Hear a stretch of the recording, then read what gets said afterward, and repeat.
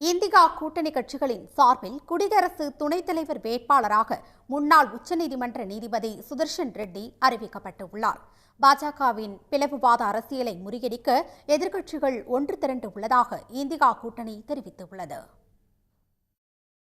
குடியரசு துணைத் தலைவராக பணியாற்றிய ஜெகதீப் தங்கர் திடீர் என பதவியை ராஜினாமா செய்ததை அடுத்து செப்டம்பர் 9ஆம் தேதி புதிய குடியரசு துணைத் தலைவர் பதவிக்கான தேர்தல் நடைபெறும் என அறிவிக்கப்பட்டுள்ளது.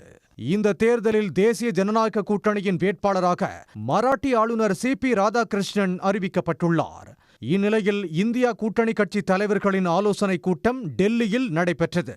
கூட்டத்துக்கு பின் செய்தியாளர்களிடம் பேசிய காங்கிரஸ் தலைவர் மல்லிகார்ஜுன கார்கே, குடியரசு துணைத் தலைவர் தேர்தல் இரு சித்தாந்தங்களுக்கு இடையிலான போராட்டம் என்றும், எனவே அனைத்து எதிர்க்கட்சிகளும் ஒன்றிணைந்து B. சுதர்ஷன் ரெட்டியை வேட்பாளராக தேர்வு செய்துள்ளதாகவும் தெரிவித்தார். It is not just a battle, it is an ideological battle, and all the opposition party agreed on this. That's why we are contesting unitedly. The opposition parties have nominated Sri B. Sudarshan Reddy Garu as their joint candidate. India கூட்டணியின் வேட்பாளரான சுதர்ஷன் ரெட்டி வரும் 21ஆம் தேதி வேட்புமனு தாக்கல் செய்வார் என்றும் கார்கே தெரிவித்தார்.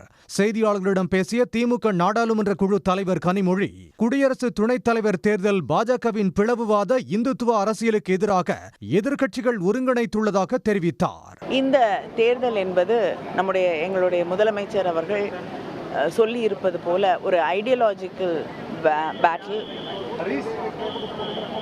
அவர்கள் முன்னிறுத்தக்கூடிய பிஜேபி முன்னிறுத்தக்கூடிய பிளவுவாத அரசியலை எதிர்க்கக்கூடிய, ஹிந்துத்துவ அரசியலை எதிர்க்கக்கூடிய ஒரு தேர்தலாக இந்த தேர்தல் அமைந்திருக்கும். அதனால் அத்தனை எதிர்க்கட்சிகளும் இணைந்து ஒரு வேட்பாளரை தேர்ந்தெடுத்து நிறுத்தியிருக்கிறோம். குடியரசு துணைத் தலைவர் தேர்தலில் இந்தியா கூட்டணியின் வேட்பாளராக அறிவிக்கப்பட்டுள்ள ஆந்திராவைச் சேர்ந்த சுதர்ஷன் ரெட்டி உஸ்மானியா பல்கலைக்கழகத்தில் பட்டம் பெற்று 1971ஆம் ஆண்டு வழக்கறிஞராக பதிவு செய்தார். ஆந்திர உயர்நீதிமன்றத்தில் 1988 முதல் 1990 வரை அரசு வழக்கறிஞராக பணியாற்றினார்.